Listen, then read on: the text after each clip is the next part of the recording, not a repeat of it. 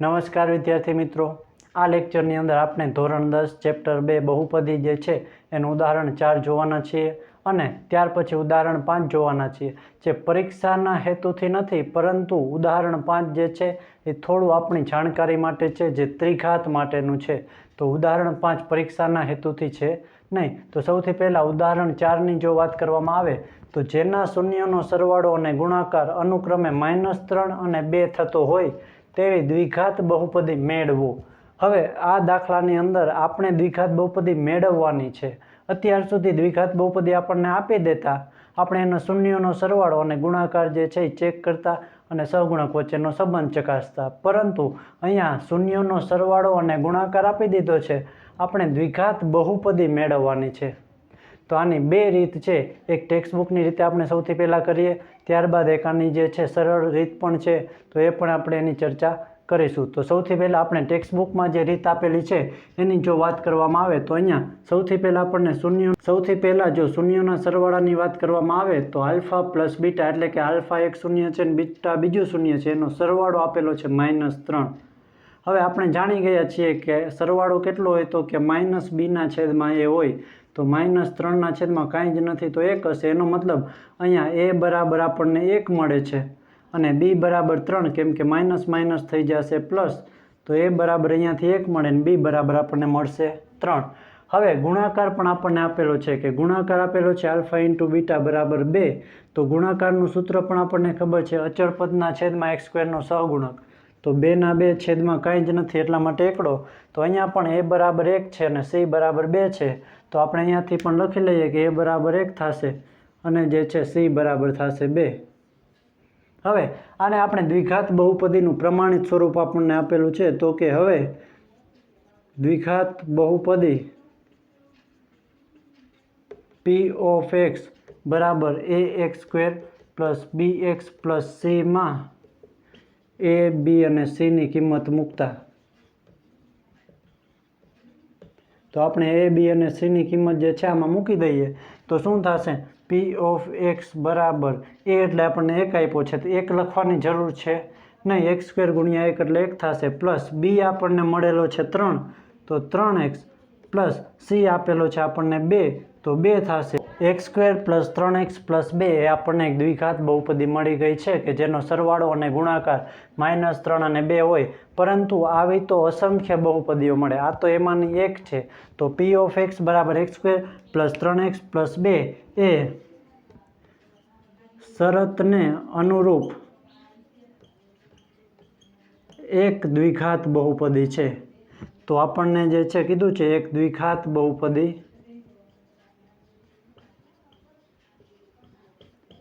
છે. પરંતુ આવી તો જે છે આપણને અસંખ્ય મળે. 2 વડે ગુણી દો આખી બહુપદીને, 3 વડે ગુણી દો, 4 વડે. તો આવી તો ઘણી બધી બહુપદીઓ હોય. આ એમાંની એક બહુપદી છે. તો આપણે લખી દેવું છે કે કોઈ પણ વાસ્તવિક કે માટે કે બ્રેકેટની અંદર x² પ્લસ 3x પ્લસ 2 માંની કોઈ પણ બહુપદી શરતને અનુરૂપ લઈ શકાય.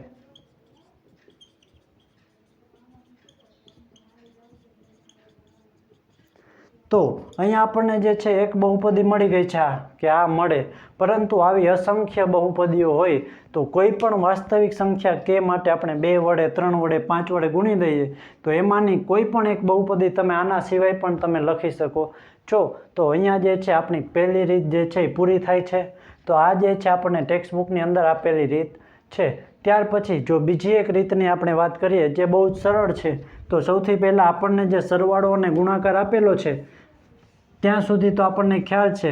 આપણે કીધું કે આવી ઘણી બધી બહુપદીઓ મળે તો કોઈ પણ એક વાસ્તવિક સંખ્યા કે માટે આપણે વિચારી લઈએ. કોઈ પણ વાસ્તવિક કે માટે તો એનું પ્રમાણિત સ્વરૂપ કેવું હોય છે યાદ રાખજો. જ્યારે સરવાળો અને ગુણાકાર આપેલો હોય ત્યારે એનું પ્રમાણિત સ્વરૂપ કંઈક આવું હશે. જો કે જે છે એ કોઈ પણ વાસ્તવિક સંખ્યા એટલે ઘણી બધી એવી બહુપદી મળે. તો સૌથી પહેલાં વર્ગવાળું, પછી અહીંયા માઇનસ આવશે, અહીંયા શૂન્યનો સરવાળો આવે xના સહગુણકમાં અને અચળ પદમાં આવશે શૂન્યનો ગુણાકાર.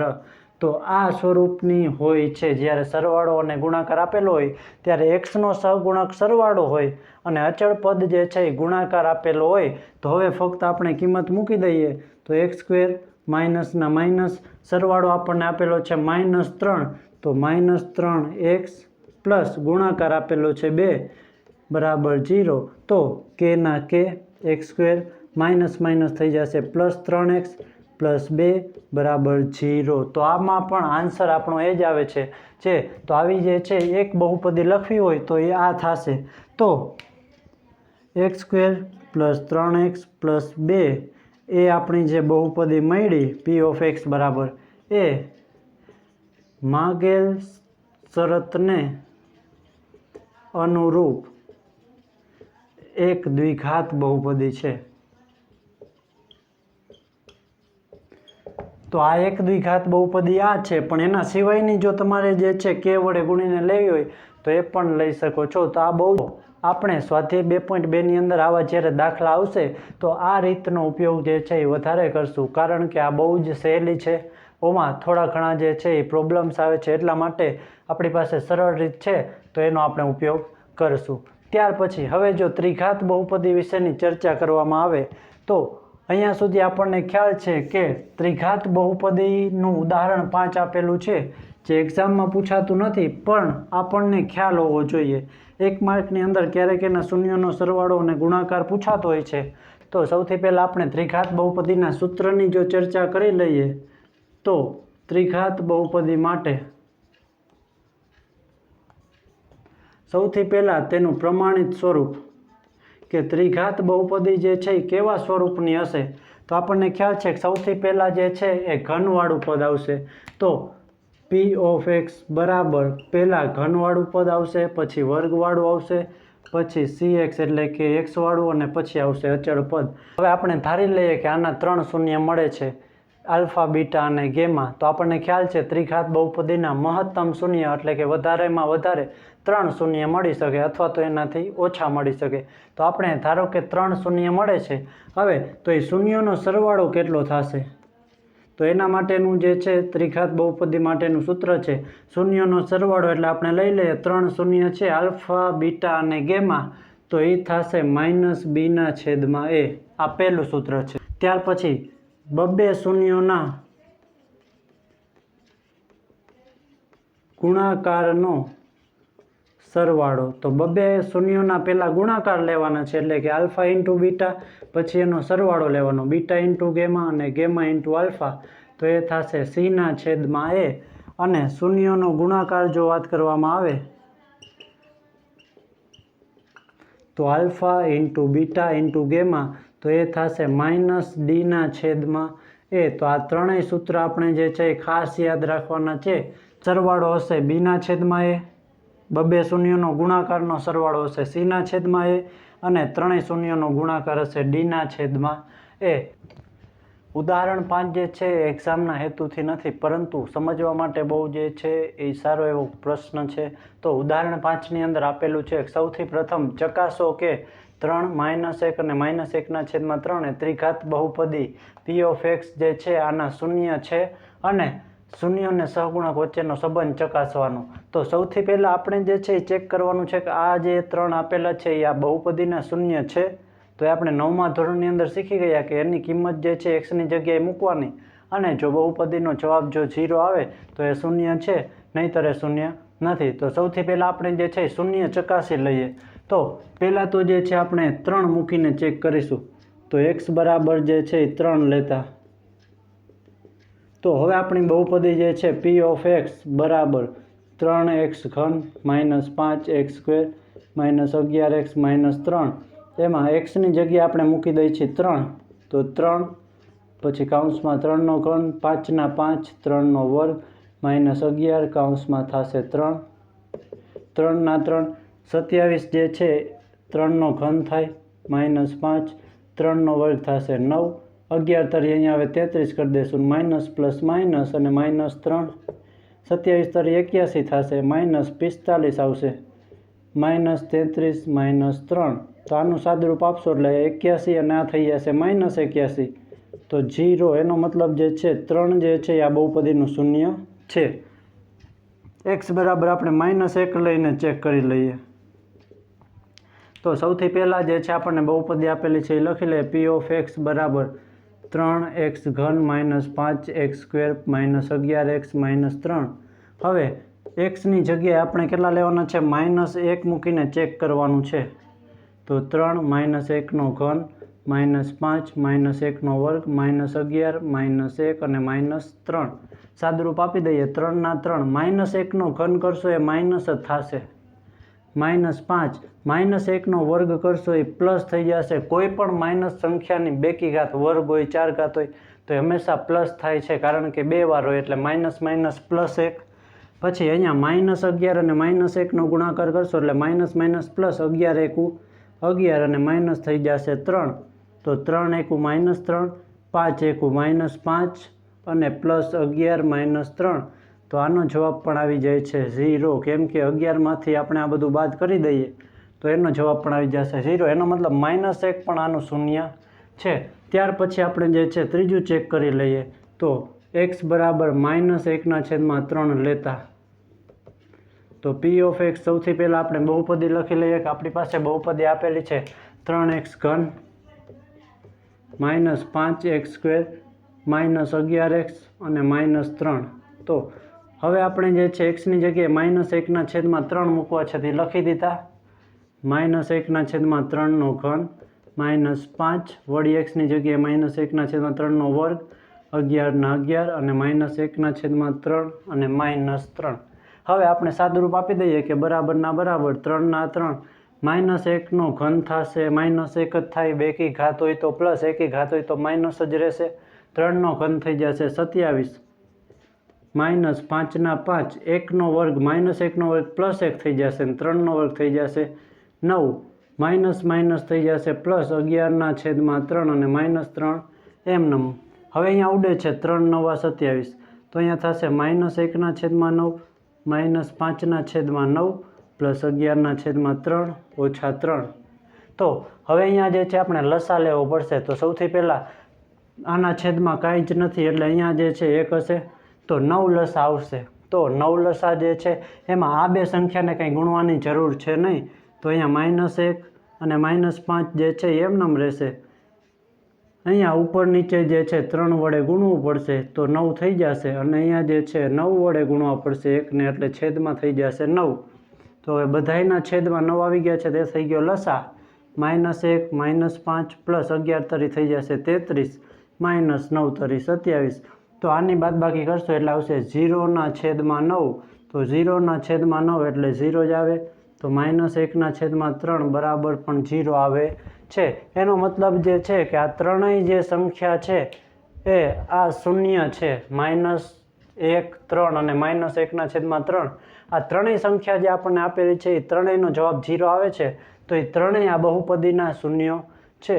હવે આપણે એનો જે છે ખાલી સંબંધ ચકાસવાનો છે. તો આપણને સૂત્ર જે છે એનો ખ્યાલ હોવો જોઈએ કે સૌથી પહેલાં સરવાળા માટે ચેક કરશું, પછી બબ્બે શૂન્યોના ગુણાકારનો સરવાળો, અને પછી આપણે જે છે એ ચેક કરશું ત્રણેય શૂન્યનો ગુણાકાર.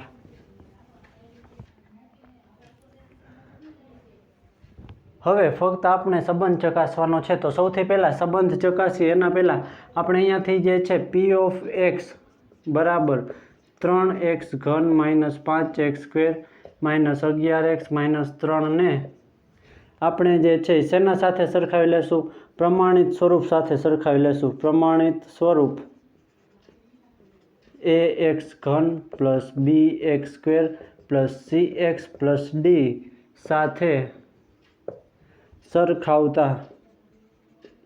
હવે જો તમે સરખાવશો ને એટલે તમને કિંમત મળી જશે સહગુણકોની, કે એની કિંમત છે 3, તો એ બરાબર થશે 3, b બરાબર થશે -5, c બરાબર થશે -11 અને d બરાબર જે છે આપણું થશે -3. આટલી વસ્તુની આપણને ખબર હોવી જોઈએ. હવે સરવાળો આપણે લઈ લઈએ. તો હવે જે છે ત્રણેય શૂન્યોનો સરવાળો આલ્ફા + બીટા + ગેમા બરાબર જે છે, તો આલ્ફા આપણને આપેલો છે 3 પ્લસ -1 જે છે એ બીટા છે, અને ત્રીજું શૂન્ય છે ગેમાં -1/3 તો 3/3 પ્લસ માઇનસ 2 નિશાની જ્યારે બાજુમાં આવે ત્યારે પ્લસ માઇનસ -1 કરી દેવાની છે. પ્લસ માઇનસ -1/3 3માંથી 1 જશે એટલે 2 થઈ જશે અને -1/3 એમનેમ. અહીંયા લસા લઈ લઈએ તો 3 દુ 6 -1/3 તો 6માંથી 1 જશે તો 5/3 આવે છે. તો 5 એટલે જે છે એ શું છે તો કે 5 બરાબર જે છે એ -b થાય. b બરાબર -5 હોય પણ આપણે 5 શોધવા છે તો આ માઇનસની નિશાની સામે જવા દો. તો જ્યારે 5 આપ્યો એનો મતલબ અહીંયા -b થશે અને છેદમાં 3 એટલે આપણને આપ્યો છે a. તો જોવો શૂન્યનો સરવાળો જે છે એ -b/a થતો હતો જે આપણે જોઈ ગયા છીએ એનું સૂત્ર. ત્યાર પછી હવે બબ્બે શૂન્યનો ગુણાકાર કરવાનો છે. તો આપણે બબ્બે શૂન્ય એટલે કે alpha beta plus beta gamma plus gamma into alpha આપણે કરવાનું છે. તો એ આપણે કરી લઈએ. તો આલ્ફા જે છે એ કેટલો આપેલો છે તો કે 3, પછી બીટા આપેલો છે -1 વધતા -1 અને -1/3 અને ત્યાર પછી આ ગેમા ઇન્ટુ આલ્ફા એટલે -1/3 ગુણ્યા 3. તો જો alpha beta beta gamma gamma alpha જે છે તો બબ્બે શૂન્યનો ગુણાકાર કરીને એનો આપણે સરવાળો લખ્યો છે. તો સૌથી પહેલાં અહીંયા 3 ઉડી જશે. જો ઉડી જાય છે તો એને આપણે ઉડાડી દઈએ. 3 એકું થશે -3. અહીંયા જે છે માઇનસ માઇનસ પ્લસ થઈ જશે. 1 ગુણ્યા 1 અંશ અંશનો ગુણાકાર છેદ છેદનો અને અહીંયા આવશે -1. તો ફરી પાછું અહીંયા જો આ બે પદનું સાદુરૂપ આપી શકીએ છીએ -3 અને -1 એટલે -4 પ્લસ 1/3. વળી અહીંયા લસા લઈ લઈએ તો આના છેદમાં 3 વડે ગુણવા પડશે. તો અંશમાં પણ 3 વડે ગુણવા પડે. 3 ચોક થઈ જશે 12 પ્લસ 1 અને છેદમાં આવી જશે લસા 3. તો આનો જવાબ આવે છે -11/3. એટલે કે આનો જવાબ જે છે એ કેટલો આવે છે તો કે -11 એટલે c આપેલું છે આપણને. જો તો c/3 એટલે a. તો જો જે આવી જાય છે આપણને જે બબ્બે શૂન્યનો ગુણાકાર કીધો છે c/a. તો કે હા આવી જાય છે. ત્યાર પછી જો આપણે ગુણાકાર ચેક કરીએ તો જો ગુણાકાર થશે alpha into beta into gamma. તો ગુણાકાર આલ્ફા જે છે એ કેટલો થશે તો કે આલ્ફા આપેલો છે 3, પછી બીટા આપેલો છે કેટલો -1 અને ગેમા આપેલો છે -1/3. તો માઇનસ માઇનસ પ્લસ. હવે અહીંયા ઉડાડવાની જરૂર નથી કારણ કે આપણે a b c અને d જે છે એ આપણે અહીંયા લેવાના છે. તો 3 ગુણ્યા 1 એટલે 1 અને 3 ગુણ્યા 1 એટલે અંશ અંશનો ગુણાકાર કરશું તો 3/3 આવે છે. તો 3/3 એટલે અહીંયા આપેલું છે જો. તો 3 એટલે જે છે -d થાય. d બરાબર -3 હોય પણ આપણે 3 જોઈ છે તો આ માઇનસ નિશાની સામે આપી દેશો તો 3 બરાબર -d થશે અને છેદમાં a બરાબર થશે 3. તો -d/a જે ગુણાકારનું સૂત્ર હતું. તો આપણે ત્રણેય વસ્તુ જે છે એ ચેક કરી દીધી છે. બબ્બે શૂન્યનો ગુણાકાર આવે છે c/a. તો અહીંયા આપણે આ ચકાસી દીધું છે. આ એક્ઝામમાં પૂછાયો નથી પણ બહુ સારો એવો અને સહેલો દાખલો હતો એટલે આપણને ખ્યાલ હોવો જોઈએ. તો નેક્સ્ટ વિડીયોની અંદર આપણે ફરી પાછા જે છે 2.2ની અંદર આગળ વધીશું. તો અહીંયા આજનો લેક્ચર જે છે આપણે પૂરો કરીએ છીએ. તો થેન્ક યુ વેરી મચ.